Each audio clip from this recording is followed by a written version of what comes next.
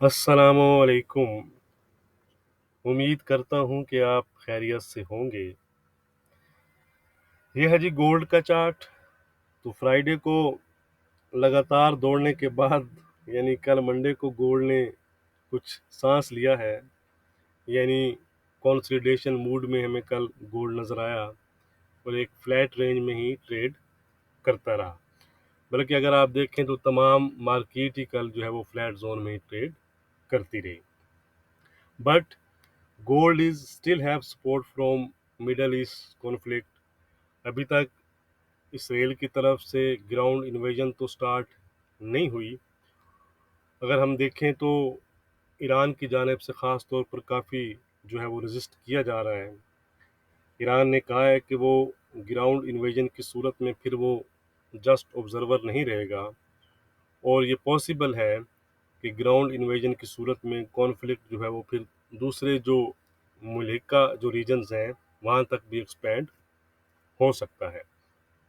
तो इसलिए अब अगर हम देखें, अगर इसराइल जो है वो तैयारी कर रहा है तो वो अगर ग्राउंड इन्वेजन स्टार्ट करता है तो फिर जो एस्केलेशन है वो मज़ीद हमें बढ़ती नज़र आ सकती है। तो ऐसी सूरत में गोल्ड की as a safe haven demand मज़ीद फिर बढ़ सकती है। तो इसलिए मिडल ईस्ट का जो इशू है उस पर आपने नज़र रखनी है। उसके मुतल्लिका जो न्यूज़ हैं उनके बारे में आपने अपने आप को अपडेट रखना है। इसके साथ कल फेड ऑफिशियल एक हार्कर के कमेंट्स हमारे सामने आए। उन्होंने भी एक डोविश साइड पर हमें नज़र आए रेट को होल्ड करने का कहा और कहा कि इस पॉइंट पर मज़ीद रेट इंक्रीज के बारे में नहीं सोचना चाहिए। ठीक है, तो ये एक डोविश स्टांस था, यानी गोल्ड के लिए सपोर्टिव उनका जो कमेंट्स थे। अलबत्ता अब देखना ये होगा कि फेड चेयरमैन पावल जो हैं वो थर्सडे को अपनी जो उनकी स्पीक है उसमें क्या कमेंट्स पास करते हैं। तो उनके कमेंट्स से आप कह सकते हैं कि मार्केट जो है वो फ्यूचर रेट हाइक के बारे में क्लैरिटी जो है वो लेने की कोशिश करेगी। तो आज के लेवल देखने से पहले हम एक नज़र कैलेंडर पर नज़र डाल लेते हैं जी। ट्यूसडे अक्टूबर 17 11 AM पर एवरेज अर्निंग्स हैं जो वीडियो अपलोड होते तक शायद आ भी जाएं। उसके बाद जर्मन का इकोनॉमिक सेंटीमेंट है और 5:30 PM पर यानी यूएस सेशन में रिटेल सेल्स और को रिटेल सेल्स नंबर्स हैं। ये नंबर्स इम्पोर्टेंट रहते हैं, क्यों कि इनसे हमें जो इन्फ्लेशनरी प्रेशर होता है उसके रिगार्डिंग हिंट मिलता है। तो इन नंबर्स पर नज़र रखिएगा, मार्केट को वोलेटाइल कर सकते हैं। इसके बाद इंडस्ट्रियल प्रोडक्शन है यूएस का और एक फेड ऑफिशियल की स्पीक भी है। बाकी डाटा और न्यूज़ की जो भी अपडेट होगी वो मैं आपके साथ टेलीग्राम, व्हाट्सएप और फेसबुक पर शेयर कर दूंगा। इनके लिंक्स वीडियो के डिस्क्रिप्शन में दिए गए हैं, आप ज्वाइन करना चाहें तो कर सकते हैं। तो चलते हैं जी गोल्ड के चार्ट की तरफ। 1915 पर करंटली जो है वो गोल्ड इस टाइम ट्रेड कर रहा है। कल आप देख सकते हैं कि कल ये इमीडिएट सपोर्ट एरिया मैंने आपको दिया था 1908 का, उसी के पिन पॉइंट गोल्ड ने लो बनाए और उसके बाद अप साइड पर आप कह सकते हैं कि गोल्ड में हमें बाइंग नज़र आई और ऑलमोस्ट जो मैंने आपको लेवल दिया था 1926 का उसी को यानी 1925 के हाई बनाए। ठीक है, उसी को टेस्ट करके गोल्ड दोबारा से रीट्रीट हुआ और 1912 के लो बनाने के बाद फिलहाल 1915 के आसपास ट्रेड कर रहा है। तो आज के लेवल्स के लिए हम लेवल्स को लाजमन बात है रिफ्रेश करेंगे। एक ही लेवल होगा रिफ्रेश, वो है ये वाला। ये लेवल अब आ जाएगा यहाँ पर। ठीक है, यानी अब जो ये जोन होगा ये होगा 1912 से 1910 का। अगर ये एरिया होल्ड रहता है तो आपको मज़ीद फिर गोल्ड में बाइंग नज़र आ सकती है। यहाँ पर अगर आप बाइक का रिस्क लेते हैं तो इस स्पाइक या इस स्पाइक के नीचे आप अपना एसएल रख सकते हैं। ठीक है, यानी ये लेवल होल्ड रहना चाहिए गोल्ड को दोबारा से अपसाइड पर जाने के लिए।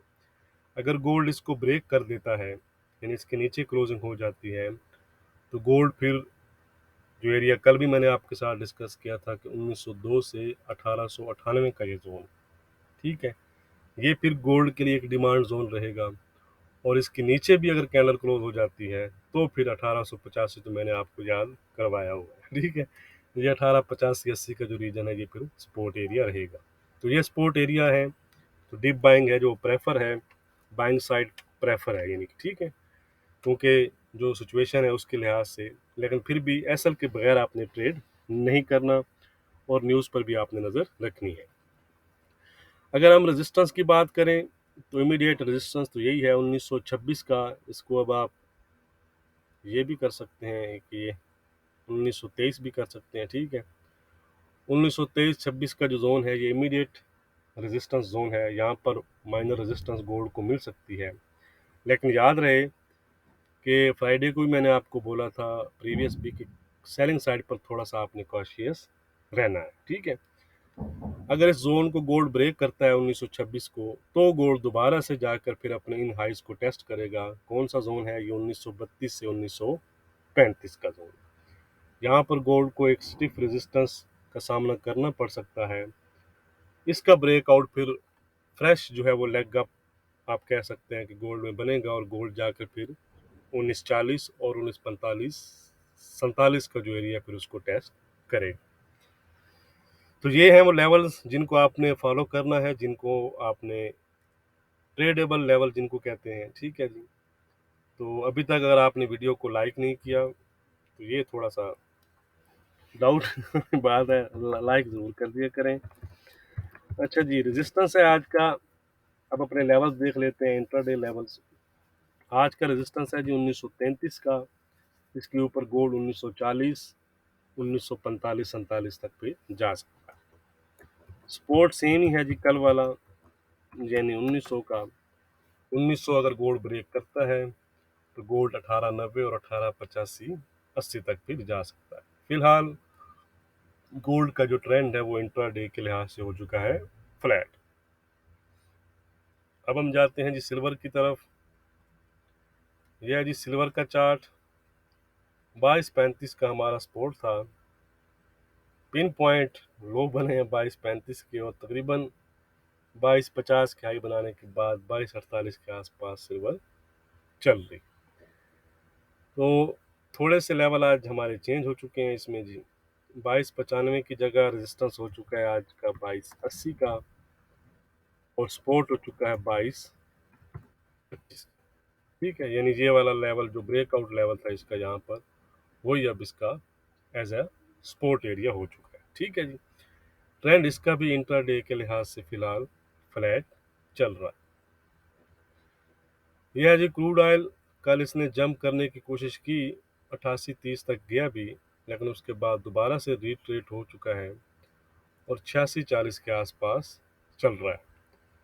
रेजिस्टेंस की बात करें तो इमीडिएट रेजिस्टेंस इसको 87-30 के आसपास फेस करना पड़ सकती है, लेकिन हमारा जो इंट्राडे लेवल रहेगा वो रहेगा 88 का। सपोर्ट जो है ऑन द अदर हैंड आप कह सकते हैं कि स्टिल इंटैक्ट है। इसके नीचे फिर फ्रेश वीकनेस देखने को मिल सकती है क्रूड ऑयल में। अब हम चलते हैं जी यूरो की तरफ। यूरो भी कल रिंगता रिंगता गया जी 563 के आसपास तक, लेकिन फिर दोबारा से अब उसी स्पीड से रिंगता रिंगता नीचे आ रहा है।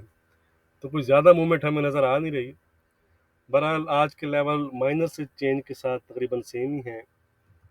580 का आज रेजिस्टेंस है, इसके ऊपर 600 615 और 640 तक यूरो जो है वो जा सकता है।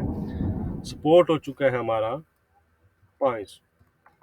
500 के नीचे दोबारा से 490 और 470 तक जा सकता है।